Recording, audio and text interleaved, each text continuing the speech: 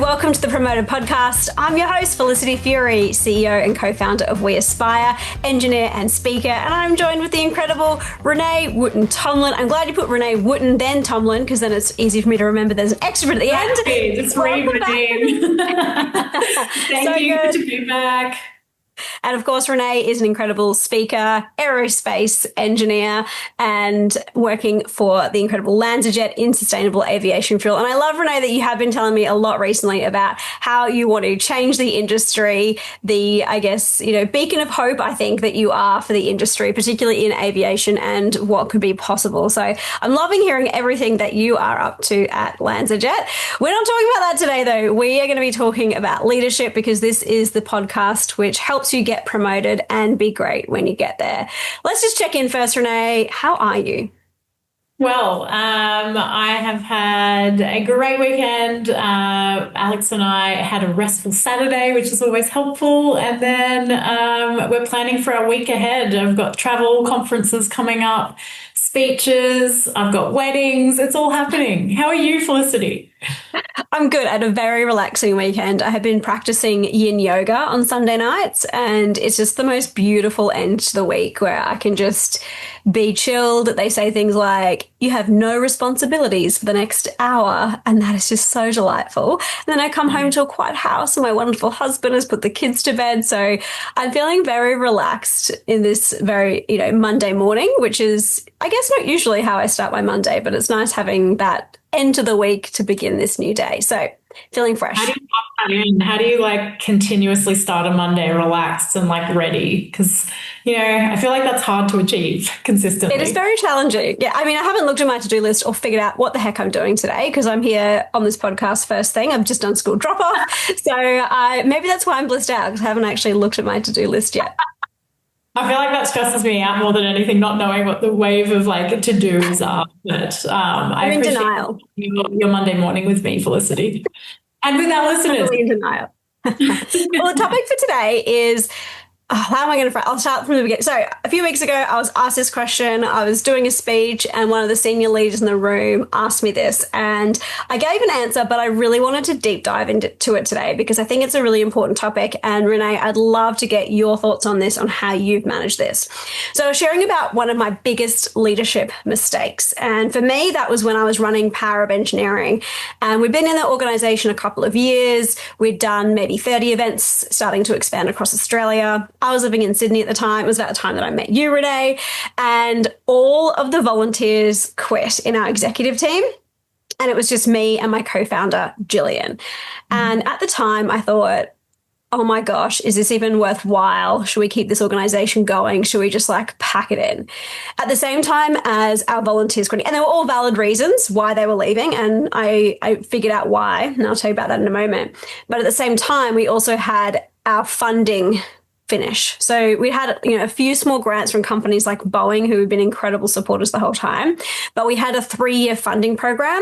And for that third year, they said, we're not going ahead. So we were starting the year with not a huge amount of funding, and our volunteers having quit. And what I realized was that how I'd been leading was I hate being told what to do. So I was like, cool, just go for it. I don't know what I'm doing. I've never led anything before. You just go for it and you figure it out and you do your thing. And I gave them so much freedom. Wow. And I realized that you're laughing now, Renee, you're laughing now, but I gave them lots of freedom, because that's how I thought I wanted to be managed. But the feedback I was getting from people in my executive team were, I'm really burnt out, and they didn't really know how much effort to put in. There were no real boundaries. And so I realized that one of the jobs of a leader is to create a vision, set those clear boundaries.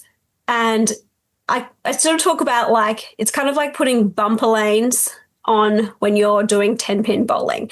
You want to just guide them in that general direction. You want them to experience mistakes, but fail in that safe environment. And so I talked about putting the bumper lanes on. And the question that I got asked after just discussing that in my speech was, how do you actually do that? How do you, I feel like it's safely hold your team as a leader with giving them that amount of autonomy that they need, but also setting those boundaries. I've got some ideas of how to do this, but Renee, I'm putting you on the spot here. We're diving straight into this conversation today. Firstly, well, I feel like I love the laughs of my leadership mistakes. I'm sure you've had some in your time as well. It's not just me, hopefully. But how have you navigated that with a team of holding them, but also giving them that freedom and autonomy? Yeah, so I do this kind of practically a few different ways. I think the first step for me is trying to understand what skills do my team have today? What tasks or projects do we have to execute? Where do they want to play and where do they need to grow into? So those are sort of the initial questions that I will ask to try and set the expectation and the plan. I'm a big proponent of quarterly planning. So what's happening for the next 3 months? Let's build the boundaries around what are our clear priorities. What do you think you need help at? What are you, trying to either develop into or grow into throughout your career? Do you have a sense of that at all? If you don't, let's check in more regularly and figure this out as we go. So that's sort of the early conversations.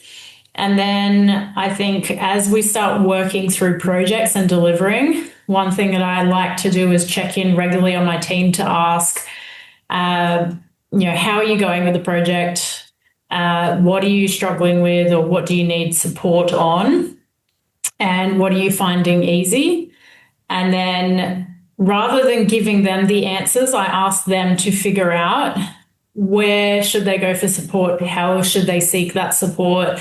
I encourage them to set more meetings with me if they need more, support directly from me to be able to answer those questions and to be able to do that work. So I think the biggest thing for me is to set the guardrails. It's honestly just like constant communication, at least 1, 2, even 3 check-ins a week, depending on, are you managing okay within the guardrails we've initially set? Do you need extra support? How is your delivery? Or, how can I support that individual to build relationships so that they can actually execute what they need to do? I would suggest that the biggest thing that I've always relied on is never giving them the answers first and leading almost the horse to water. So if you can answer, what do you think you need? And let them think that through. And then I'll tell them what I think they need and then ask them again. So what do you think is the best way forward? So what that does, I think, is it helps them build initiative, build critical thinking, build confidence in their own decision making. And then it gives me the opportunity to just support those guardrails and make sure that, we're finding alignment in what that path looks like. Awesome. I love that. And have you found that there are people sometimes, not everybody, but occasionally come up and sort of they totally have missed the mark? Like, how do you, I guess, coach and guide them? Because they might be like, oh, I've got fantastic skills in this area. And you're sitting there going, no, you're rubbish. How do I, what do we have? What conversation do we have here? Have you found that's come up where people have underestimated or overestimated their capabilities in something? Yeah, absolutely. And I think that that's very normal, particularly early on when you first start working with someone or when new projects come up. So that's where I would actually say that you need more intensity in how often you catch up and communicate very early on in the project. And then as you're both building confidence, not only as a team, but then also as individuals and in your skills that you're developing. Once you kind of have some momentum around that, some confidence and trust between each other, then you can start spreading out how much time you have between your catch-ups. And I would say that that's probably a good check-in to do.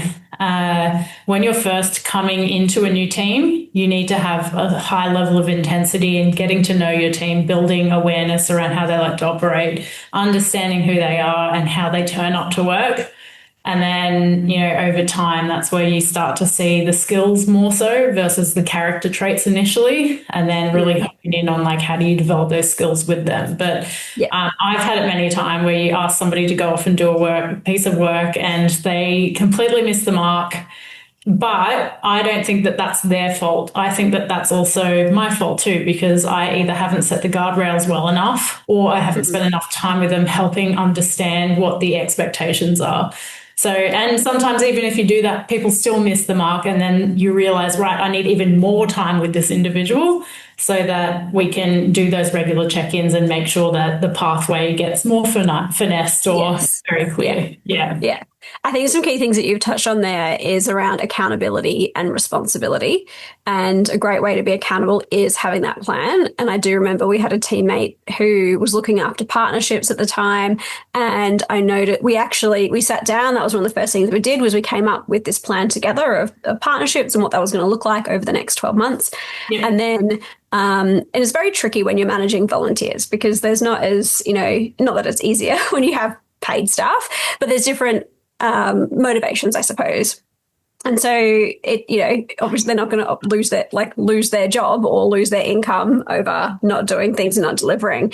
And so I was really grateful that I'd set up that plan from the beginning, because when we sat down to look at it, we said, okay, well, we haven't, this hasn't been met. What do you want to do about that? Okay, well, maybe let's adjust the plan. And it's very similar actually to what you were saying, but I hadn't realized it was getting them to work through what was on that plan and how they want to do it going forward. And then we set up some more regular check-ins to make sure that we were on top of meeting those deadlines. And actually, in the end, they weren't able to meet those deadlines, which I think that was it is what it is. I wasn't going to actually work with them as well in the same organization. And they were my exact same team as well. And I was also friends with this person. So it was quite tricky to navigate those relationships too. And I remember, I'll never forget, I was in the airport in Melbourne and that, like where the Jetstar area is and there's all the tables and stuff. I was like, I've got to make this call before I get on a plane. And so I called them and I said, hey, look, what's the best thing? What do you think is the best thing for the organization? And they actually said, look, I think it's time that I step aside after multiple conversations. But I think what really helped in that discussion was that we'd had a plan, we had that accountability, we were both taking responsibility along the way. And so then when it came to that really difficult conversation, it was something that almost seemed obvious because of that kind of track record that we'd had. So I think those elements are really important in these conversations as well. Yeah, and you're just making me think about, so Alex and I, my husband, are trying to build a business together, and it's so interesting the way that it's going. Alex is an outstanding human in his own right. He's a leader. He's achieving incredible things in his career, but he comes with a very different set of skills to what I have and what I've built in my career. And so even just navigating, how do you speak to your loved one, your partner in life, and do business with them. And I think that you have to treat things quite differently. I think that you kind of, have to put your swords down, your egos down, and have really transparent conversations, which makes me think that I think that that's another critical component of leading successful teams and being a great leader is being able to be honest and open. A great example is when I led in my first executive role, I had 2 direct reports, and they, because they were my first in an executive role, I was navigating not only the expectations of an exec role at the same time as then leading a team to support me to deliver on that executive role. And I remember saying to one of my teammates, this is the first time that I've entered an executive role and the first time that I have direct reports formally. In the past, yes, I'd led lots of interns. I'd led engineering teams who didn't directly report to me, though. So not only was I managing their performance now, I was also managing their workload and, the relationship that comes with that. So I sat down with one of them and we weren't vibing. We weren't, things weren't aligning really well. We were speaking different languages. We had different expectations. We had very different skill sets. And it was probably one of the most important experiences that I had in my leadership journey was stop expecting people to just roll into a job and be able to perform to a standard you think because the job description read this, that they can actually do that. One of the most transparent things I said at the time when we were trying to build our relationship and understand our differences was, hey, I'm doing this for the first time. I don't really know what I'm doing either.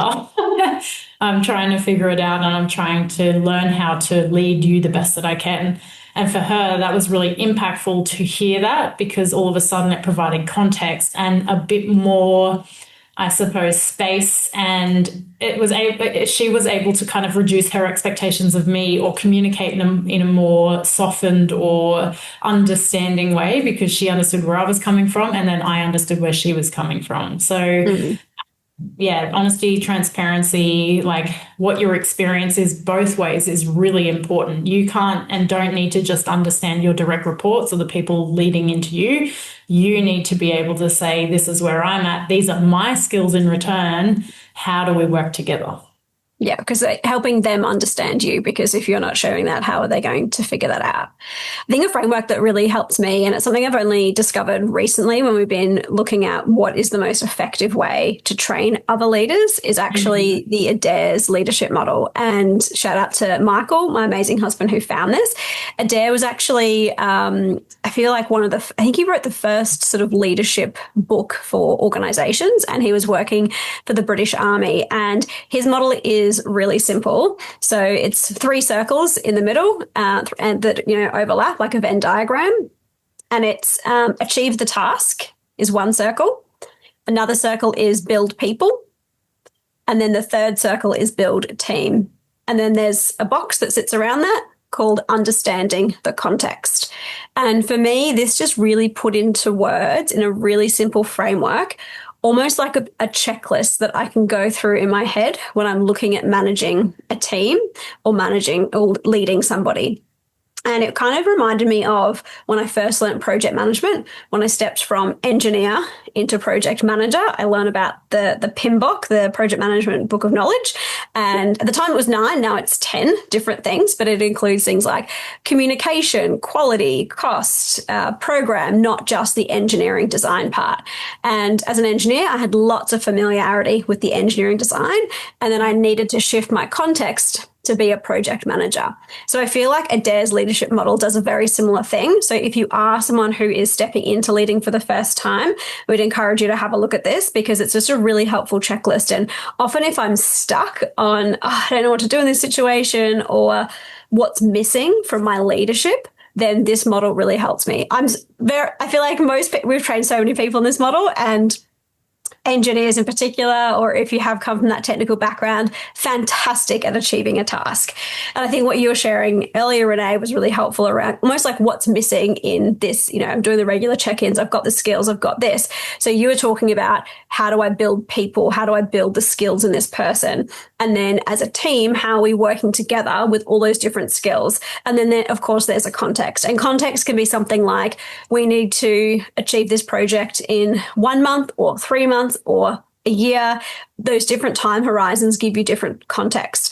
And the projects that we work a lot on, we've got multiple stakeholders. So I know we've been working with some clients who are managing airlines. They're also managing government, the internal stakeholders, external stakeholders. There's a lot of those. So that all goes into the context. And we've just found that model really, really simple for people who are starting their leadership journey to take on board and leverage that as a bit of a check-in with themselves. What's missing? What can I add here? And it's been very, very powerful. And I think that's just another strategy or tool you can use to have those guardrails on when you're helping guide people down your bowling lane. Maybe I've taken the analogy too far.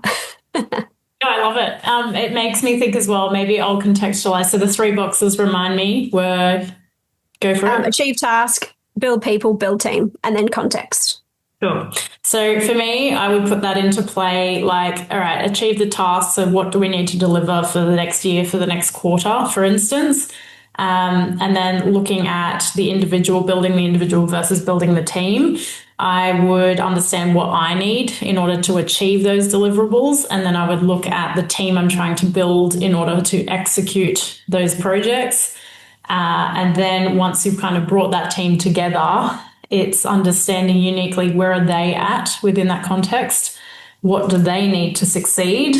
Who are they? How do you get to know them and lean into more personal conversations? Because again, coming back to a conversation that we've had a lot, Felicity, is this work-life integration. You kind of need to know what flexibility do they need. You need to understand when they're going to be online, when they're going to be coming into the office, when they will be available to be able to execute. And then the team generally, I would say we all need personal relationships and time all together, whether that's both formally through weekly calls or whether that's actually going out and having, a meal together over lunch or some bonding time, playing some bowls. I don't know. But just something where you have team time to have fun, but you also have team time to collaborate, to work together. And one of the most effective things I've found is coming down and like spending 2 hours, 3 hours together every quarter where you work through like, what is the plan for the next quarter? What happened in the last quarter? How is everybody feeling about their projects? Where do they want to develop themselves further? And then how do we want to work together to actually deliver that as a team and individually between me and my direct reports? So hopefully there's some, creative or new ideas for you to consider in the way that you're running your teams.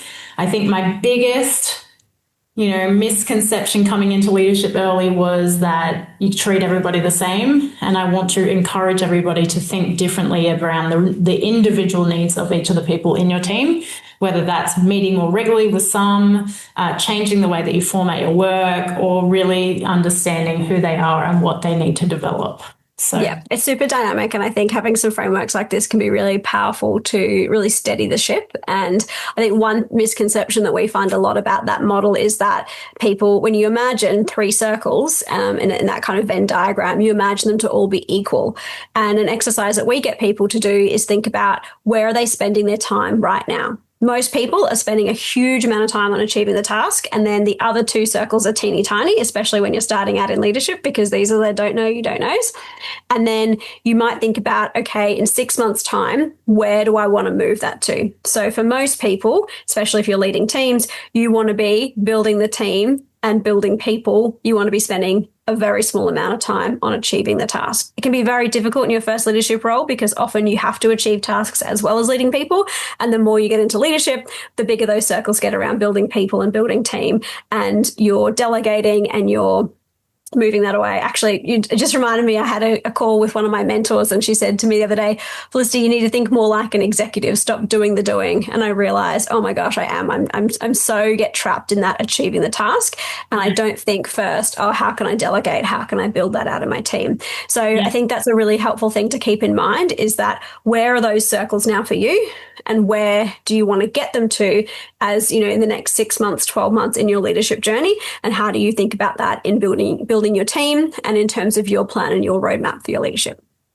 And I might even go one step further in terms of that future planning. An incredible leader once said to me, you are doing and fulfilling or even exceeding your job as a leader if you make yourself essentially unneeded or null and void in the team, i.e. you've developed your team so much that they can replace where you show up, how you show up for the team, how your team is represented. And there's always a role for a leader. But the ways that I like to do that was to encourage my team to take on some of the roles that I had where they were interested and willing to expand their skills into more, people leadership sort of roles. An example might be, rather than me representing my team at a speech on our strategy, I asked one of my team members to come in and present that work. Now, there's always a time and place for that. That's the workplace politics can come into those sorts of visual representations. But for me, I love challenging myself to let my team come in and do some of my work or even replace my work just because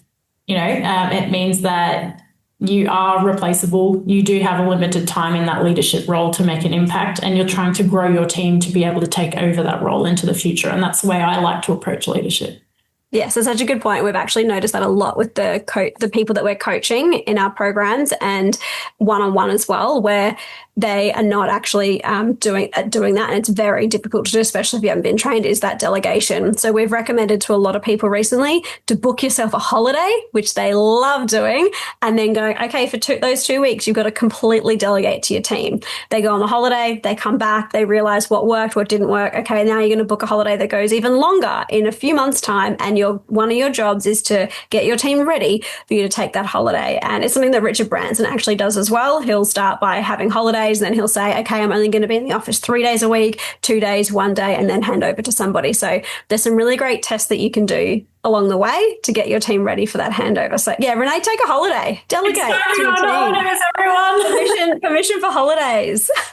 Thanks so much, Renee. I've loved your insights on this. It's been really, really powerful. It's so great to hear on the ground how you've led as an executive with direct reports throughout your journey. I feel like next time I'd love to check in on what your biggest leadership mistake has been, and maybe we could workshop that. No pressure, but just a little taster for next time. I said she's ready to laugh at my leadership mistakes. I have many. I can go on for days about I'm still making mistakes now. As am I. Last week. Thanks so much for this episode, Renee. It's been awesome to talk to you as always, and we'll see you in the next one. Thanks, Felicity. And don't forget to subscribe to our podcast, share our podcast with other people that you think may need to learn a little bit more about leadership and what it takes to get promoted and be great when you get there. Thanks for joining us.